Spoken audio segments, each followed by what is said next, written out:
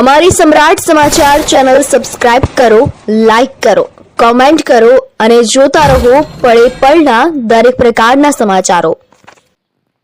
તળાજા તાલુકાના પીપરલા ગામ નજીક એક વ્યક્તિ પર ઝેરી મધમાખીઓ દ્વારા હુમલો કરવામાં આવતા તેઓને ઈજાગ્રસ્ત હાલતે તળાજાની ખાનગી હોસ્પિટલમાં સારવાર અર્થે ખસેડવામાં આવ્યા હતા। ભાવનગર જિલ્લાના તળાજા તાલુકાના વિસ્તારમાં ઝેરી મધમાખીનો આતંક યથાવત રહ્યો છે। આજે બીજા દિવસે પણ ઝેરી માખીઓ દ્વારા હુમલો કરવામાં આવેલ હોવાની ઘટના બનવા પામી છે।